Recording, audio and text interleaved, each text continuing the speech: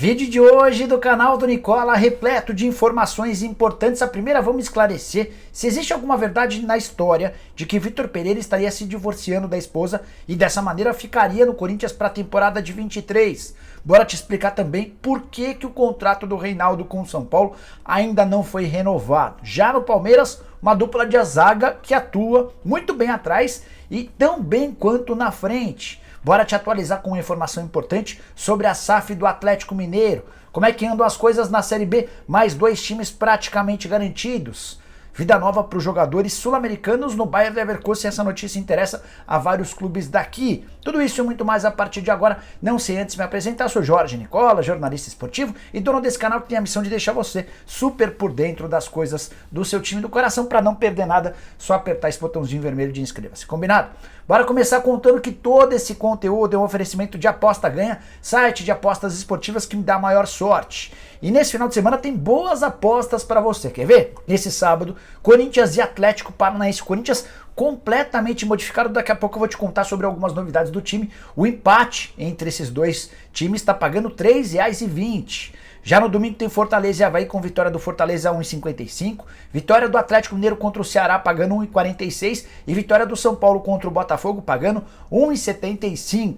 Para aproveitar essas e várias outras cotações é muito fácil, é só pegar o link que eu vou deixar no comentário fixo. Não esquece que dá também para apontar seu telefone celular para o QR Code que eu estou mostrando na tela e aproveitar tudo isso e muito mais na Aposta Ganha. Bora começar o vídeo com o tradicional giro de notícias e contar que Carlos Miguel, goleiro, e Robert Renan, zagueiro, são algumas das novidades preparadas por Vitor Pereira para o confronto contra o Atlético Paranaense. O Corinthians super focado na final da Copa do Brasil, confronto da próxima quarta-feira na Neoquímica Arena, e o VP decidiu poupar quase todos os seus titulares. Quem deve ganhar alguns minutos nessa partida de sábado é o Maicon, que volta de contusão depois de 2 meses fora. Por falar em Corinthians, contar que nesse jogo contra o Atlético Paranaense o Timão vai jogar com o seu terceiro uniforme completamente sem patrocínio.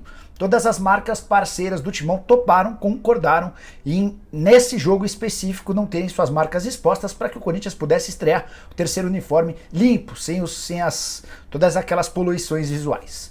Bora mudar de assunto e falar a respeito de Daniel Alves. Jogador que segue sonhando em jogar pela seleção brasileira. O time dele, o Pumas, foi eliminado, não conseguiu passar para a fase de mata-mata do Campeonato Mexicano. Dessa maneira, ele estaria, entre aspas, de férias lá por lá. E o Daniel precisa estar em forma para ter chance de ser convocado para a Copa do Mundo. Ele pediu e o Barcelona concordou com o seu retorno. Ele não vai poder jogar, mas vai manter a forma física ao lado dos colegas de Barcelona e sob o comando de Xavi, autorização inclusive do Barça e também do Pumas. O Barcelona já inclusive comunicou de forma oficial o retorno, entre aspas, de Daniel Alves. Para fechar o giro de notícias, contar que Arthur, ex-volante do Grêmio e da seleção brasileira, vai passar por cirurgia. Período de 3 a 4 meses de recuperação. É possível que só volte no finalzinho da temporada 22-23. Jogador que está no Liverpool não tem conseguido jogar. E a última, a saideira, é uma curiosidade. Um site pornô fez uma oferta de 1,2 bilhão de reais ao Everton pela compra dos name rights, do nome do novo estádio do Everton. E a grande questão na Inglaterra é aceitar ou não esse site, que é pornô, que não é algo muito bacana, mas por um caminhão de dinheiro, 1,2 bilhão de reais. O que você faria se fosse com seu time do coração? Use o espaço para comentários e opine, beleza? Bora falar agora sobre o Palmeiras, que vive fase espetacular, que vai ser campeão brasileiro, mas que tem em sua dupla de zaga algo no mínimo curioso. Gustavo Gomes e Murilo somam 19 gols na atual temporada. O Gomes tem 10 gols, o Murilo aparece com 9. Dupla de zaga que tem mais gols do que vários ataques pelo país. Só não tem mais gols, por exemplo, do que os atacantes do Palmeiras. A relação de palmeirenses com gols é bastante interessante. O Rafael Veiga e o Rony são os artilheiros do time na temporada, 21 gols cada. O Scarpa aparece na terceira colocação com 11 e no quarto lugar já aparece o Gustavo Gomes com 10. Quinta posição para Murilo e Dudu. O Dudu tem o mesmo número de gols que o Murilo e um gol a menos do que o Gustavo Gomes, só para vocês entenderem a importância ofensiva da dupla de zaga, que também permite um ótimo sistema defensivo. O Palmeiras é um dos melhores times defensivamente e vai muito bem ofensivamente. A bola parada tem funcionado demais. A maior parte dos gols do Scarpa, ou melhor, do Gomes e do Murilo, nascem de jogadas de bola parada, escanteios, faltas. E a curiosidade é que vários gols são de cobranças de escanteio no primeiro pau, os adversários sabem, mas não conseguem marcar.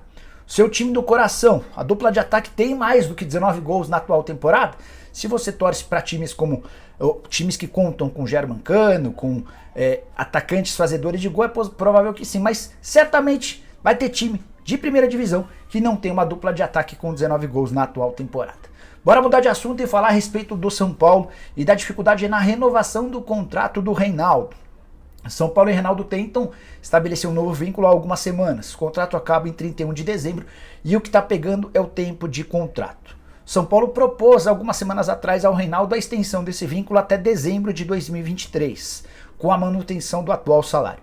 Reinaldo respondeu alguns dias depois com uma contraproposta, aceitando a manutenção do salário e pedindo a extensão desse contrato por mais 2 temporadas, ou seja, ele ficaria até dezembro de 2024. Veio a final da Sul-Americana, o São Paulo perdeu para o Independente Del Valle, muitas críticas dos torcedores, protestos da principal organizada e o São Paulo decidiu dar um tempo nas tratativas e não respondeu ao Reinaldo sobre a possibilidade de um novo contrato com 2 anos de duração. E a julgar pelo vazamento da lista feita pelo Independente, vale a lembrança de que o Reinaldo fatura R$550 mil por mês, um dos maiores salários do atual elenco, está entre os laterais esquerdos mais caros do futebol brasileiro. Reinaldo, que até é titular do time do Rogério Ceni, mas não tem jogado sempre. Em algumas partidas ele reveza com o Wellington. Existe dentro do próprio São Paulo gente que é contrária à renovação do Reinaldo e eu queria saber a sua opinião.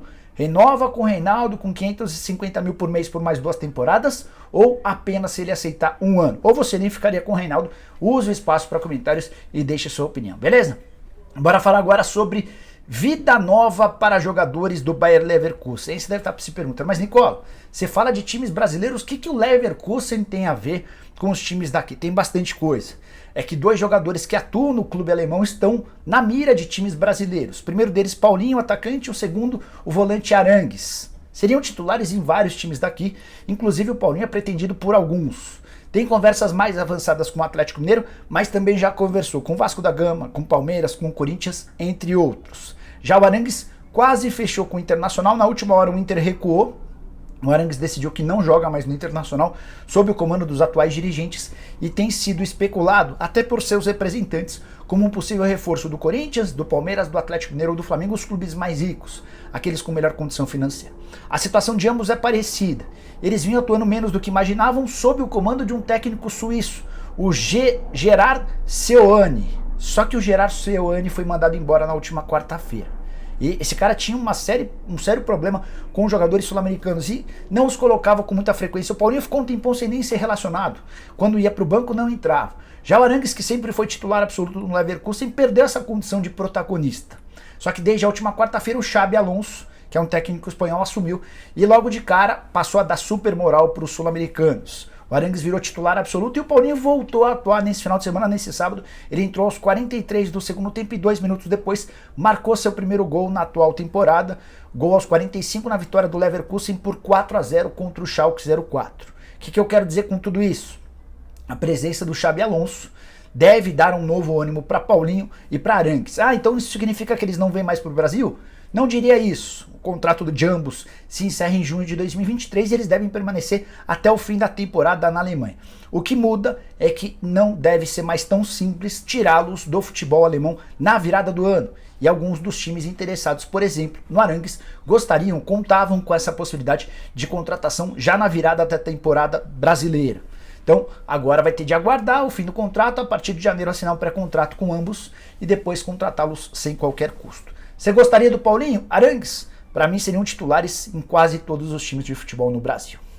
Bora falar agora a respeito de Série B. Bahia e Grêmio, nesse sábado, praticamente garantiram o retorno à primeira divisão. Bahia venceu 1-0 o Brusque em casa, foi a 56 pontos ganho. Já o Grêmio ia vencendo o Londrina até o finalzinho, quando acabou sofrendo um gol de pênalti. Pênalti por conta de uma bola do braço do Vila Sante. Empate 1-1 com Londrina no Estádio do Café e o Grêmio foi a 57 pontos. Com essas pontuações, o Grêmio aparece com 96% de chance de acesso e o Bahia com 86%, ambas as matemáticas feitas pelo Tristão Garcia. Números bastante altos, projeções muito legais. A 4 rodadas do fim do Campeonato Brasileiro, o Grêmio vai precisar de mais ou menos 3 pontos. nesses 4 jogos que restam. O Bahia com mais 4 pontos assegura a sua classificação, o seu retorno à primeira divisão, e aí vai sobrar a disputa pelo 4º lugar. O Vasco é o favorito, mas tem uma série de outros times também na briga. Só para arrematar sobre os jogos desse sábado, o jogo do Vasco está acontecendo enquanto eu estou gravando, depois a gente pode falar um pouquinho a respeito. Só para fechar, eu só queria contar para vocês que na Fonte Nova, durante a vitória do Bahia por 1-0 contra o Brusque, o torcedor do Bahia de 75 anos passou mal, foi socorrido, mas acabou falecendo. Muito conforto e paz para a família, beleza? Quero falar agora a respeito da SAF do Galo com informação importante. O Fred Augusto, que é um atleticano declarado e bem próximo dos dirigentes do clube, trouxe uma informação nesse sábado que é bacana. Segundo ele, um dos interessados na compra do Galo, da SAF do Galo, cogita a possibilidade de deixar a dívida que o clube tem com os seus mecenas, com a família Menin, com o Renato Salvador e com o Ricardo Guimarães, como parte das ações da futura SAF. Então, só para vocês entenderem, a família Menin, o Rafael e Rubens Menin, emprestaram 400 milhões de reais ao Atlético. Esse grupo de investidores, que é um dos interessados, caso feche com o Atlético, em vez de devolver esse dinheiro para a família Menin, entregaria em ações. Olha, então se o Atlético vale 1 bilhão, vocês ficam com tal percentual. É isso que está sendo debatido.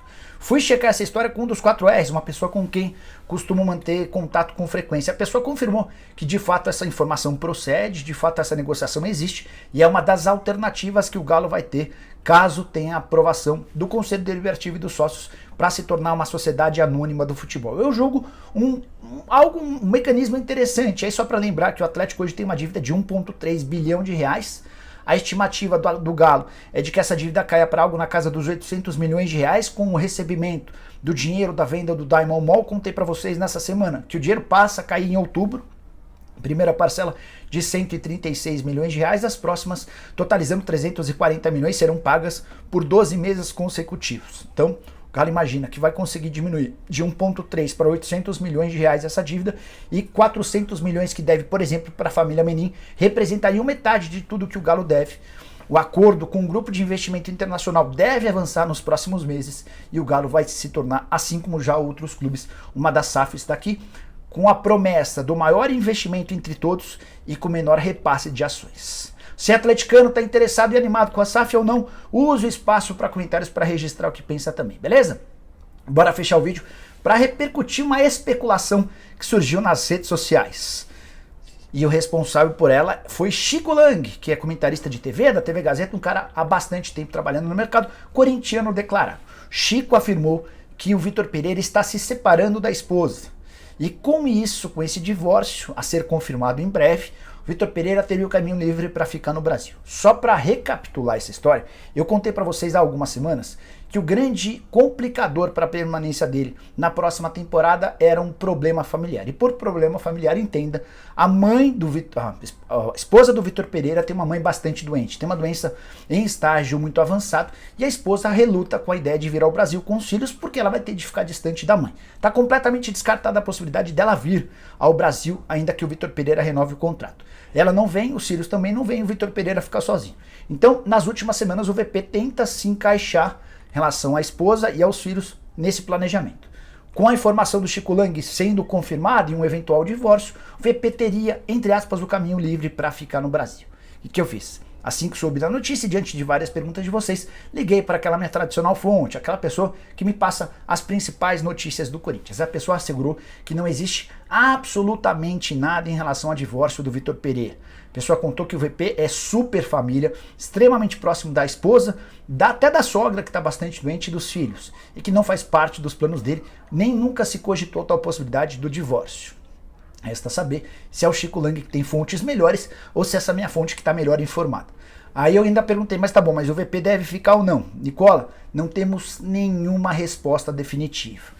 A impressão que se tem dentro do Corinthians é de que essa demora do VP para responder indica que ele vai embora. E ele vai esperar os 2 jogos contra o Flamengo na Copa do Brasil para comunicar que não fica para a próxima temporada. Pode haver uma reversão, pode haver uma reviravolta, sim. Mas não existe muito otimismo do Corinthians, mesmo com algumas notícias que surgiram ao longo da semana. Teve essa história do Chico Lang, um pouquinho antes o cara do Cereto, que vocês conhecem pra caramba, trabalhou um tempo no Sport TV, é dono de um canal aqui no YouTube, também havia afirmado que o VP fica para a temporada de 2023. As informações que eu recebo com as pessoas com quem converso lá no Timão vão num caminho distante. Mas o bom dessa história é que ela tá perto do fim, em breve a gente vai descobrir se o VP fica ou não pro próximo ano, beleza? Curtiu o vídeo, deixa like, se inscreve no canal, a gente volta assim que surgir notícia importante. Abraço, tchau!